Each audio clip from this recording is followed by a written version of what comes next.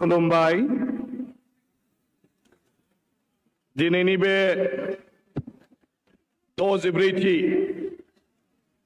बर' थुनलाइ आफादनि बोसोरारि जथुम्मा डिमाकुसिनि बे दैमु नोगोराव खुंनाय बे आफादनि बे गेवलां मेलखौ दैदेनलांनाय जों बयनिबो मानिजाग्रा जों बयनिबो सिबिजाथाव जों बयनिबो बिफा बायदि मानव गेदेर बड' साहित्य सभानि आफादगिरि डॉक्टर सुरत नार्जारी जोंनि गेजेराव दिनै गाहाय आलासिनि थान्दै महरै जोंनि आसामनि बयजोंबो मानिजाग्रा बयनिबो अनजालु जोंनि गिबि मन्त्री डॉक्टर हिमंत बिश्व शर्मा बिथांनि थान्दै महरै बेवहाय नुजाफैनाय आमार सकलोरे मरमर सकलोरे श्रद्धार मुख्यमंत्री डांगरियार दूत हिसाबे ইয়াত আমার উপস্থিত হব পারা অসমৰ মন্ত্ৰী শ্ৰীযুত পীযুষ হাজৰিকা ডাঙৰীয়া আমাৰ মাজত উপস্থিত जोंनि गेजेराव नुजाथिनो हानाय जों बयनिबो सिबिजाथाव जों बयनिबो अनजालु बड'लेण्डनि सीएम मानव गेदेर मुस्रि प्रमद बर' जोंनि आसामनि जों बयनिबो आंगो जों बयनिबो सिबिजाग्रा केबिनेट मन्त्री मानव गेदेर मुस्रि उर्खाव गोरा ब्रह्म जोंनि बयनिबो आंगो मानगोनां जोंनि राज्य सभानि एमपि मुस्रि रेनगोरा नार्जारी जोंनि आसामनि जोंनि क'क्राझार लोकसभा समष्टिनि जोंनि मानव गेदेर एमपि मुस्रि जयन्त बसुमतारी बर' कछारी वेलफेयर अट'नमास काउन्सिल हाथरखि रायजोनि मानव गेदेर सीएम मुस्रि मिहिनीश्वर बसुमतारी जोंनि बड'लेण्डनि डिपुटि सीएम आरो जोंनि एमएलए मुस्रि गोविंद चन्द्र बसुमतारी जोंनि बड'लेण्डनि स्पीकार बड'लेण्ड लेजिस्लेटिभ एसेम्ब्लिनि मानव गेदेर मुस्रि खातिराम बर' जोंनि Boro' Kachari welfare autonomous काउन्सिलनि chairman मुस्रि अनिल बसुमतारी जोंनि बर' थुनलाइ आफादनि आगुनि आफादगिरि जों बयनिबो सिबिजाथाव दिनैनि थांखि जानाय बुंथिगिरि मानव गेदेर मुस्रि गपिनाथ बरगयारी जोंनि Boro' Kachari welfare autonomous council deputy CM Romeo' P Narzary जोंनि दिनै बेवहाय नुजाफैबावनो हानाय बर' थुनलाइ आफादनि जोंनि आखुनि आफादगिरि जों बयनिबो सिबिजाथाव मुस्रि थरेन बर' जोंनि गेजेराव नुजाफैनो हानाय जोंनि मानव गेदेर मुस्रिमा स्वर्णप्रभा सैनारी जोंनि गेजेराव नुजाफैनो हानाय जोंनि बांलादेशनि जोंनि थान्दैफोर मुस्रि मथुरा त्रिपुरा दैदेनगिरि आरो गुबुन गुबुन बिबानाव थानाय सुबुंफोर जोंनि नेपालनिफ्राय नुजाफैनाय जोंनि मानव गेदेर दैदेनगिरि बिथांमोन रुपेश मेत्से आरो मेत्से सिबियारि आफादनि आफादगिरि नेहाथारि आरो गुबुन गुबुन सोद्रोमा नोंथांमोन वेस्ट बेंगल सोनाब बंगनिफ्राय बेवहाय नुजाफैनाय मानव गेदेर आफादगिरि नेहाथारि आरो गुबुन गुबुन मावथि नोंथांमोन जोंनि मेघालय रायजोनिफ्राय बेवहाय नुजाफैनाय जोंनि आफादगिरि नेहाथारि आरो गुबुन गुबुन बिबानगिरि नोंथांमोन जोंनि बड'लेण्डनि मानव गेदेर इएम मानव गेदेर एमसिएलए नोंथांमोन जोंनि बर' कछारी वेलफेयर अट'नमास काउन्सिलनि जोंनि मानव गेदेर इएम नोंथांमोन जोंनि मानव गेदेर एमएलए जों बयनिबो सिबिजाथाव मुस्रि लरेन्स इस्लारि जोंहा बेवहाय दं मुस्रि जलेन दैमारि जोंहा बेवहाय दङ मुस्रि जिरन बसुमतारी जोंहा बेवहाय दङ आरो जोंहा बेबायदिनो गोबांथार दैदेनगिरिफोर दं जोंनि आदिवासी फरायसा आफादनि आफादगिरि मुस्रि प्रदीप नाग जोंहा बेवहाय दङ बिनि अनगायैबो दुलाराय बर' फरायसा आफादनि जोंनि मानाव गेदेर बिबानगिरि बिथांमोन दं जों बयनिबो सिबिजाथाव जोंनि बयनिबो मानिजाग्रा जोंनि बर'फोरनि गार्जेन जोंनि आगुनि एमपि मानाव गेदेर सानसुमा खुंगुर बसुमतारी बिथाङाबो सफैबाय बिथाङाबो सफैनानै दङ आरो बेबायदिनो जोंहा गोबांथार बेवहाय दिनै बे जौसाङाव जिरायनानै दङ बयनिसिमबो आंनि गोसो गोरबोनि सिबिनायखौ बावहरदों बेनि अनगा जोंनि बे दिनैनि गेवलां मेलाव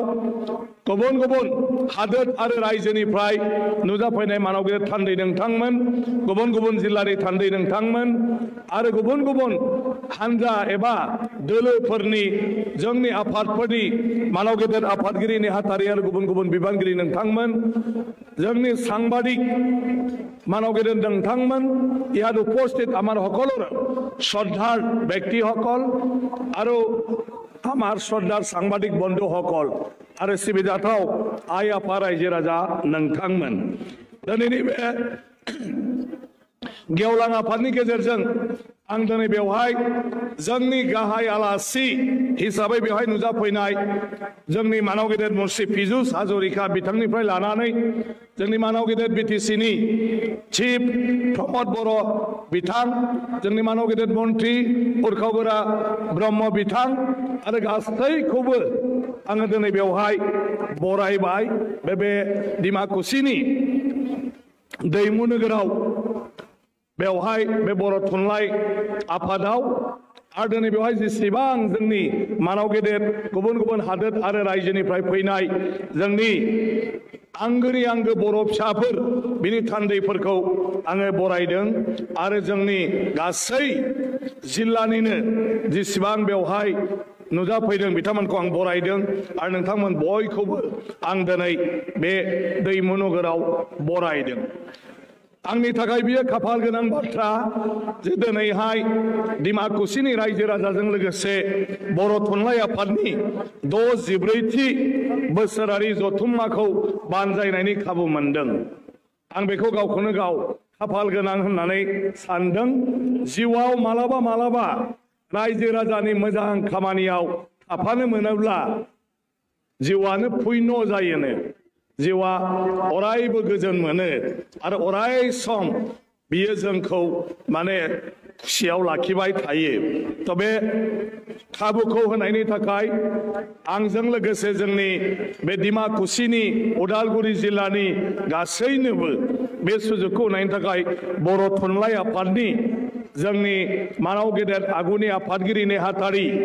जोंनि मानाव गेदेर थरेन बर' प्रशान्त बर'निफ्राय लानानै आथिखालनि मानाव गेदेर सुरन नार्जारि आरो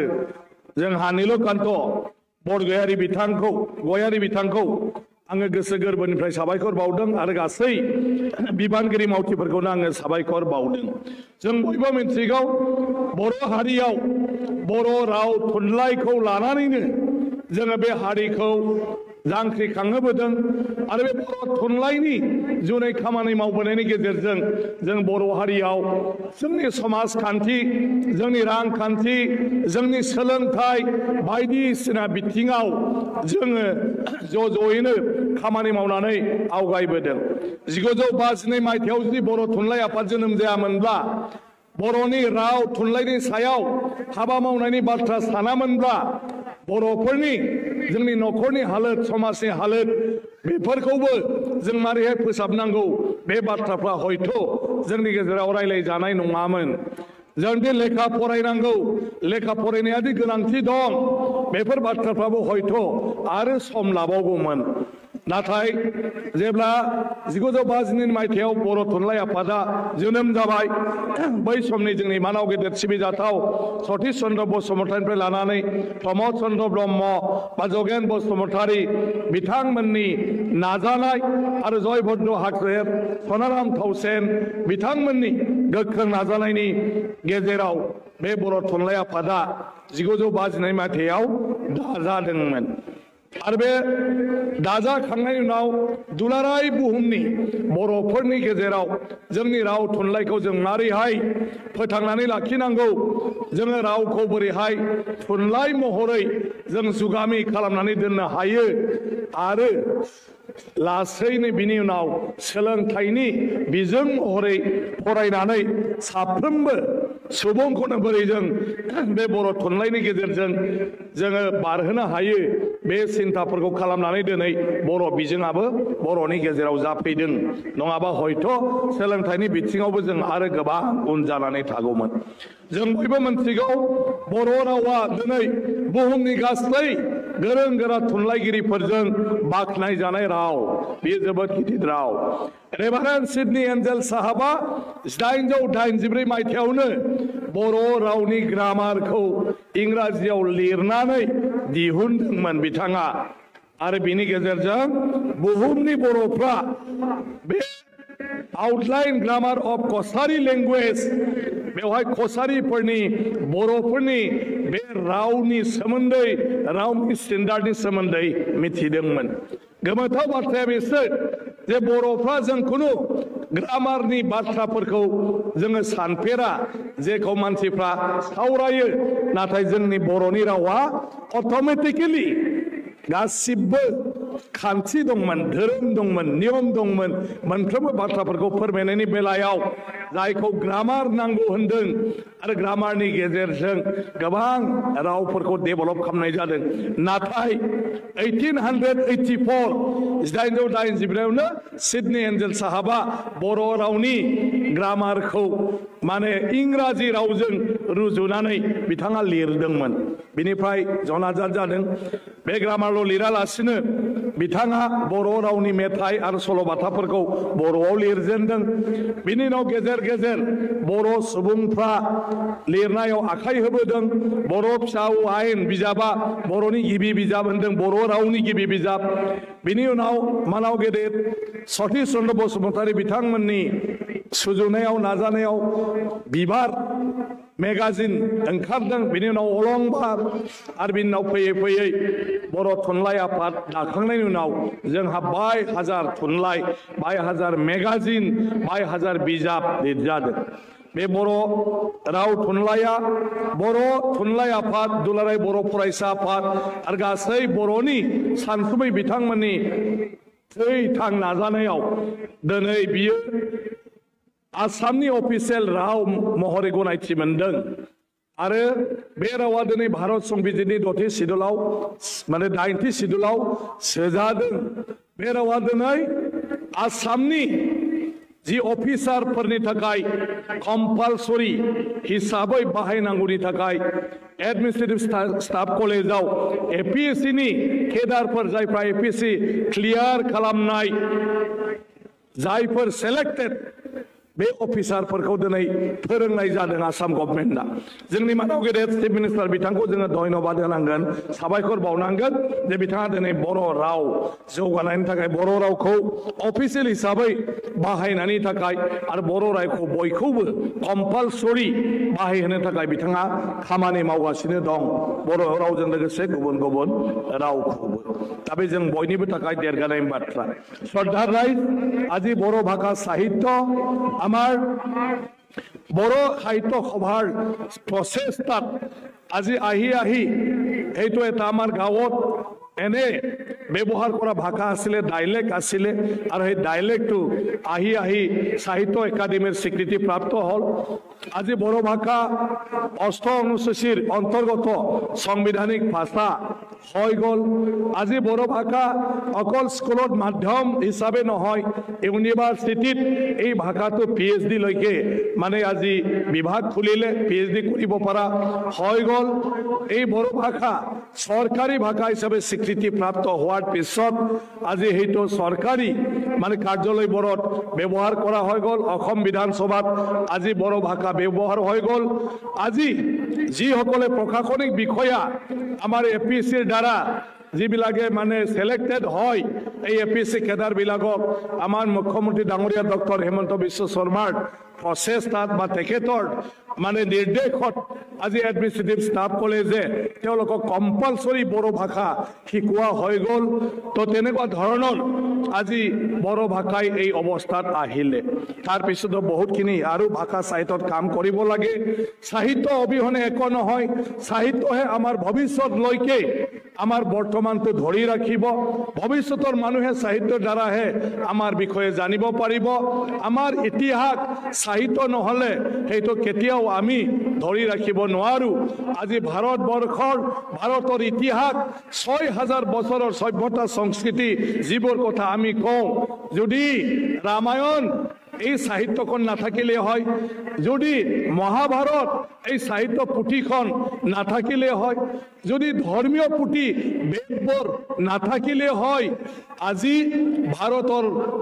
অতীতৰ কথা কোনেও গম নাপালে হয় গতিকে সাহিত্যৰ শক্তি হেতুৱে তো বৰ্তমানৰ মানুহখিনিও আমি সাহিত্য চৰ্চা কৰিব লাগিব আৰু সাহিত্য ৰচনা কৰিব লাগিব তেতিয়াহে বৰ্তমানটো আমি ভৱিষ্যতলৈকে ভৱিষ্যতৰ মানুহৰ কাৰণে আমি মানে এটা ইতিহাস হিচাপে তুলি ধৰি থৈ যাবলৈ সক্ষম হম গতিকে বড়ো সাহিত্য সভাৰ এই অনুষ্ঠানে সকলোকে উৎসাহ যোগাওক আৰু হিতৰ দ্বাৰা ভাষা সাহিত্যৰ ক্ষেত্ৰত আমি যিবোৰ আৰু কাম কৰিবলগীয়া আছে ইয়া কাম কৰিব পাৰক তাকে কামনা কৰিছো আৰু বড়ো সাহিত্য সভাক মই মানে আজি ধন্যবাদ জ্ঞাপন কৰিছো তেওঁলোকে বিভিন্ন বিষয়ত ইয়াত আলোচনা কৰিছে আৰু সেইবোৰ আলোচনাৰ পিছত যিখিনি সিদ্ধান্ত হৈছে এই সিদ্ধান্তবোৰে বড়ো ভাষা সাহিত্যক আৰু আগুৱাই লৈ যাব दा बेखिनि बाथ्राखौनो बुंनानै जों जेफोर सावरायदों जेफोर थांखि लादों बेखौ जों जाहाथे मोजाङै मोजां मावफुंनो हायो गासै बर' रायजो राजायानो जाहाथे बर' थुनलाइनि बे आफादखौ मावफुंनायाव साफ्रोमबो बिबान लायो मदद होयो बेखौनो मिजिं थिनानै फैबाय थानाय समाव जों मोजाङैनो मावलांनो हागोन बेखिनि बाथ्राखौ आं बुंबाय आरो दिनैनि जथुमाव बयखौबो बरायनानै आंनि बराय बिबुंथिखौ बेवहायनो फोजोबबाय गोजोन्थों